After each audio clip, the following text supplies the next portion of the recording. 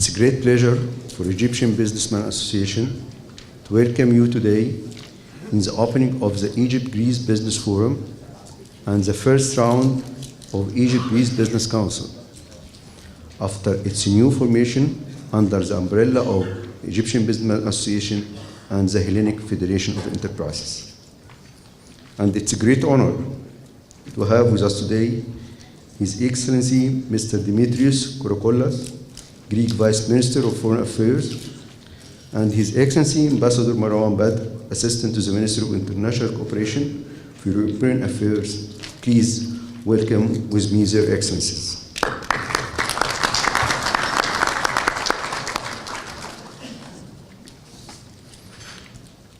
No doubt that the large numbers that we have today reflect the mutual interest for the business community and business council in both sides to strengthen the economic relation and pave the way for new ways of cooperation. Please allow me to brief with you our program of today, which will start with an opening session followed by a short speeches about investment climate in Egypt. And in 10:30, there will be a workshop for energy sector concurrent with the B2B meetings. Last but not least, I would like to pay my sincere thanks to the Greek Embassy and its commercial office for their great support. Also, special thanks for our partner, Hellenic Federation of Enterprise. Finally, my deepest appreciation for our platinum sponsors today, Edita, Piraeus Bank, Titan, and our silver sponsor, National Bank of Greece. Now, before we start, may I ask all the present to switch off your mobile or put it in a silent mode, please.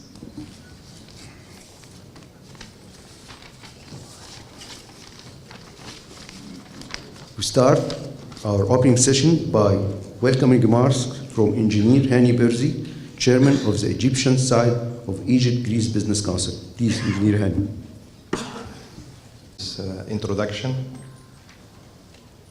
Welcome, ladies and gentlemen.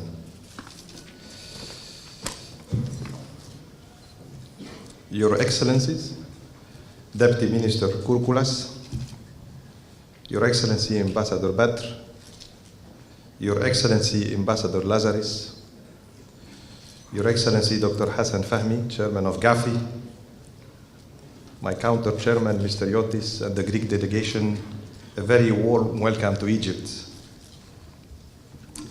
Distinguished guests, ladies and gentlemen, Sabah al-Khair and Kalimera for our Greek partners. It is both an honor and pleasure to be among such distinguished guests. Distinguished gathering, both Egyptian and Greeks. We are not here today by coincidence. We are here because the Egyptian-Greek relationship date back to the 4th century before Christ, when the ancient civilization that flourished in both countries, though separated by the Mediterranean Sea, had long been aware of each other, and at time had significant level of contacts. The example that just jumped to my mind today is Alexander the Great, after who Egypt's most famous coastal city is named, Alexandria. He spent some 6 months in Egypt as part of his ongoing campaign against the mighty Persian Empire of Darius III. Although generally regarded a little more than a eccentric diversion, Alexander's Egyptian sojourn was essential to his future plans. He needed a strong coastal base for both strategic and commercial purposes, from which he could not only communicate across the Mediterranean, but which could also handle the highly lucrative seaborne trade network he wanted to divert from Phoenicia. Today, Egypt, my home country, is at the dawn of a new era. After 2 revolutions, Egypt post this revolution is at the start of what promises to be a wave of strong economic comeback. hopefully this time sustainable and self-propagating. And Greece, lumbering through financial difficulties over the past years and imposing firm austerity measures today, both our countries are at the crossroad toward a better future. Our two Mediterranean nations share a great deal more than just a common sea. Similar culture, habit, and sources of livelihood. Our nations are also complementary. While Greece is a much larger economy that is dependent on services, industries, and lesser on agriculture, Egypt's economy is fueled in a normal year by tourism, agriculture, and revenues from the Suez Canal to propel its economic growth. With the proximity and historic ties, continued and expanded cooperation between Greece and Egypt will inevitably be beneficial to both nations. During the last decade, there has been a renewed interest from the Egyptian government for a diplomatic rapprochement with Greece, and this has positively affected the Greek diaspora. And Egypt has recently become the center of major Greek investments. We all realize the importance of the relationship and need for continued and structured cooperation, and hence the Egypt-Greek Business Council was formed, but had remained inactive for a long period prior to its revival in June 2013. Trade today between Egypt and Greece has nearly tripled over the past 4 years to around 1.2 billion euros, with the goods traded being mainly mineral fuels and oil, fertilizer, cement, tobacco, with the balance of trade alternating between the two countries on an annual basis. However, the current level of trade and investment between the two countries indicate that economic relations in general could be upgraded to a new level that is consistent with the common interest and aspiration of the two countries. Moreover,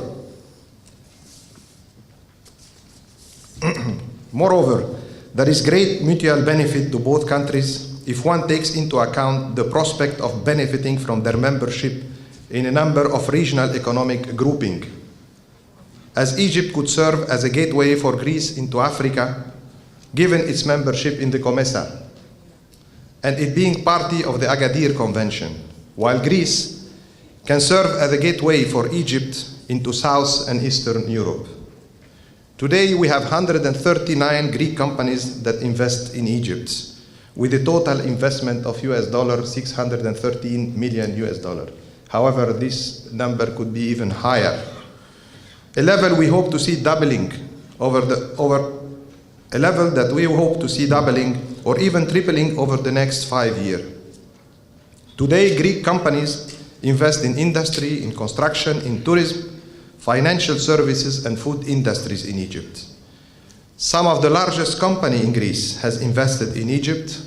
I would name of them Piraeus Bank, Chipita, Thraki's paper mill, and Eurodrip Alumil. And I do apologize if I have not named all the company here. And Titan Cement, yes, of course. Thank you, Yanni. For disclosure, Your Excellencies, Chipita co-founded with me Edita Food Industry in 1996. And since then, we grew the business together, very lucrative business for both of us. On the cultural and educational level, in 2009, NCSR Demokritos Institute in Aya Paraskevi, Athens, and the University of Alexandria signed a 5-year cooperation memorandum for research. The St. Nicholas Church in Cairo and several other buildings in Alexandria have recently been renovated by the Greek government and because they believe in the future of the country and that there are better days to come. Over the years, we have developed close links of friendship and cooperation based on mutual understanding and respect, which was fostered thanks to the long-time existence of the considerable Greek community in Alexandria and Cairo. A month and a half ago, 7 international activities and the Business Council of Greece, Egypt, held 2 informative workshops in Athens and in Thessaloniki with our friends from the Egyptian Business Association. It was not a surprise for us to notice the interest of the Greek businessmen and executives to get an update on the latest developments in the economic and business front in Egypt. The high attendance, the vivid debate, and the input which was received later showed that our companies believe in Egypt, and they realize the potential existing here, despite difficulties and shortcomings for certain reasons. Egypt's location as a business gateway to North Africa and the COMESA markets, its proximity to Greece, its large population of around 80 million consumers, the fact that 85% is under 30 years old is an incentive for foreign investors who are seeking young and skilled professionals. The agreements Egypt has concluded with the EU and the Arab countries for free trade, the vast agricultural production, the production of natural gas, the infrastructures in ports, Alexandria, Port Said, Suez, the project for opening a new canal in Suez that will open new horizons in shipping, logistics, and transportation, the fact that Greeks are appreciated by Arabs and Egyptians in particular, so are the Greek brand-named products, the traditionally good political relationships, which I am sure will be confirmed in today's Joint Ministerial Committee. In the economic front, agricultural products and machinery for agriculture, shipping, and in manufacturing of food products. Ladies and gentlemen, Egypt is in a learning and transitional period, aiming to reach a stabilizing point and to meet the expectations of the Egyptian people who proudly and justly aspire for peace, democracy, and social cohesion. This is not an easy process, but it can be facilitated through economic cooperation and partnership, the only path which can lead to new jobs. However, business in a foreign country is not always a road full of roses. Authorities are expected to create an atmosphere favorable to business and to allow new business initiatives to take place. In the Athens workshop in October, during a vivid roundtable, representatives of leading Greek companies shared their experiences, raised issues, commented on barriers, and offered useful links for enhancing our bilateral cooperation. Let me quote a few of these hints.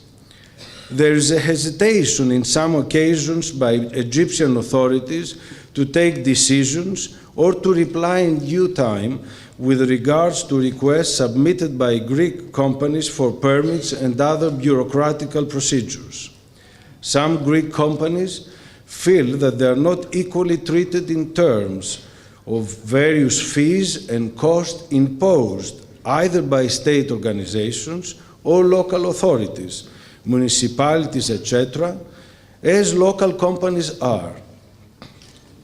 In the long process of establishing an investment, a foreign company may ask to pay extra fees to alleviate barriers and obstacles and to speed up the whole procedure. It was stressed by Greek investors that Greek companies which face such situations shall not accept this practice. Energy and transportation costs are increasing, thus fueling to an increase in product costs. Another concern of the Greek investors is the law which demands that 10% of city we're a group of people here representing ABA and private businesses. I see Alexandrian faces. We also thank the presence of the Greek Consul General in Alexandria, Mr. Christo Kapasrias, who has been a great help in having us here. Thank you, Christo. Excellencies, everybody, this is the ABA, Alexandria Business Association. We are an association that was started a few years ago to promote the business in Alexandria. We believe in Alexandria. It's our city. It's a big city up in the north. It's very close to the Greek-Egyptian relations because, as we know and as we have just heard, Alexander the Great is the founder of Alexandria. Greek presence in Alexandria is very strong, so we're all quite pleased with this over there. Okay, so Alexandria is along the coast. It is the second largest city in Egypt and the fourth largest city in Africa. We count about 7 to 9 million people in Alexandria, living in Alexandria, with a lot of prospects, therefore.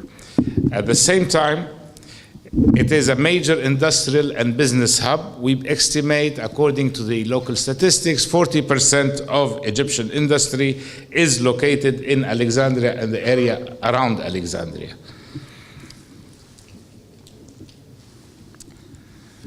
We have the largest port in Egypt.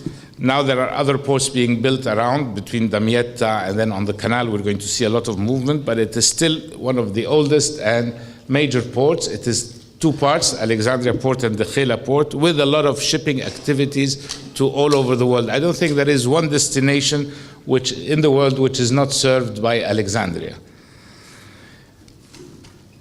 Okay? Now, Alexandria has also a large free zone. It is the oldest and largest free zone of the 4 or 5 free zones that are in Egypt. It has an industrial city about 60 kilometers around Alexandria, which is Burj Al Arab. It is an industrial zone with, according to Gafi incentives, they are quite important and quite interesting for investments over there. Also, Alexandria is known for its cultural aspects, and it does a lot of good activities. We have a lot of culture. As for one of the major landmarks in Alexandria is the Greek Patriarchate. We have the Greek Patriarchate in Alexandria. We have the Bibliotheca Alexandrina, and besides all the ancient culture of the city. To us at ABA, we don't consider Alexandria just a city, but it's an area, and we encourage people to come and do business with us. This time, we have come from Alexandria here to do business with our Greek partners that are here in Cairo, and also to take advantage of this situation. As to who we are, the ABA, our vision is, as we said, to promote the members' interest through 3 angles. We work through 3 sides, which is advocacy what did we call it? Community interventions and member services. We work through committees. These committees have various functions that work, similar to many of the business associations that are over here. One of the main things about ABA is launching the microfinance project about 20 years ago. This has been a success, a fantastic success story, where we have 99.5% return. It's lending from £500 up to about £2,000 to small businesses, very small micro enterprises, encouraging people. This project is spread over 7 governorates today of Egypt, in the Delta and elsewhere. It has gained a lot of acclaim everywhere. If we look at some of the figures over here, this shows you what has been done with this project, which is really a fantastic, fantastic project. Look at the repayment rate of 99.5%. We have 55% of the lenders are ladies, and they are from the poor rural areas around Alexandria and in the governorates. We're quite proud of all this. ABA also works on advocacy. We have done 2 major research projects. One of them is the Islah Index, which measures the business activity of the country based from the eyes of the private sector, not through the official side. This has been also done along in partnership with EBA, so it is quite good. We have launched 2 editions of it. Then we did the smaller one, which is for the micro enterprise also. This is my committee, the Foreign Relations Committee, where we organize missions in and out. We have visited quite a few countries and promoting business from Alexandria and to all of us. Recently, an addition that we have done is opening corporate membership because membership at ABA is based on the persons, even if they are 2-3 companies, but of course with the presence of foreign companies, the owner is not necessarily the person here, so we've opened corporate membership, allowing to participate in all the activities of ABA. ABA is quite proud of its activities. We are quite strong. We represent the business community of Alexandria. There's a membership of around 370 persons, owning more than that as companies, working hard and working for the future. Of course, we all know how close Alexandria and Greece are, so with a warm welcome from Alexandria into Cairo this time, we welcome you all. Thank you for being here. We wish you good business all day. Thank you. Chairman of the co-chairman of the Greek business community, ladies and gentlemen, dear friends, as Mohammed just said, I'm really moved to see my baby grow, but of course it's not my baby. Nothing could be done without you. I mean, we could provide perhaps the idea or some gentle nudge here and there, but it is a private enterprise that has made this happen. And for that, we are, at the Greek Embassy, we are extremely grateful. I would like also at this point to thank my collaborators in the Greek Embassy, especially the trade office that they have worked like Trojans, as the expression goes, to make all this happen. Enough said of the past. Let's see where the future lies. The truth is that what we have done has shown us is that first, we are condemned to grow. If we don't grow, we die. Second, to grow, we have to be aggressive. And to be aggressive, we have to go for the jugular, say. Greece is coming out of the late Euro crisis. We can safely say it's behind us now. Egypt is also coming out of the turbulence that followed the 2 revolutions of 2011, 2013. We come out of these trials and tribulations with not much damage, finally, despite it all, to our economies or to our societies, which means that we are two very, how to put it, redoubtable competitors for any of the other competitors on the world scene. Of course, we can go it alone, by all means. But in reality, we are so much complementary that we will go much farther and get much more of what is to be taken into our hands if we go for it together. To give just one example, and Egypt has embarked on a large scheme of modernizing and actually making the Suez Canal zone the centerpiece of the rebirth of her economy. In Greece, with the help of huge investment from abroad, China to be more exact, Piraeus port has become the main port for the entry of Far Eastern trade into Europe. If we work together to make Piraeus and the Suez Canal work as one port system, there will be no comparison between the route through the Indian Ocean, Suez Canal, into Piraeus and from Piraeus into Europe, compared to any other maritime route bringing Far Eastern trade through the Pacific Ocean, Panama Canal, or Northeast Passage into Rotterdam and Hamburg. The potential for this is not just to triple the revenues of just Egypt by 3, as it is now, by 300% if you prefer, if as we now believe, but much further by a factor of 5 or 6. Same thing on our side. There is an empire on the seas that waits for somebody to do something about it, and this empire belongs to us if we want to take it. We cannot do it alone. You can't do it alone. We can do it together. And this is just one example.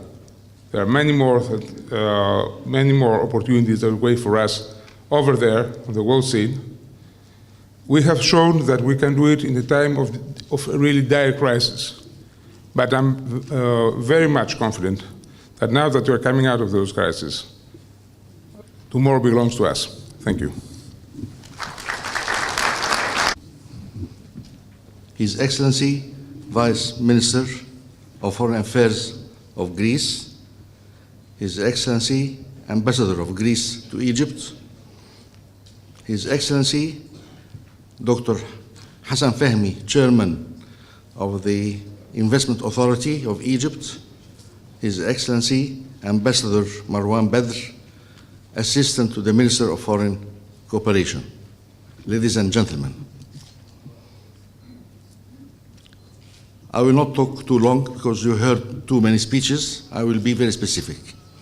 First of all, I am very happy to find this room full of interested Egyptians and Greek people to cooperate together in the future. Mr. Birzi had explained the volume of investment, of Greece investment in Egypt and other things that gives an idea of what happened in the past. I will talk about the future.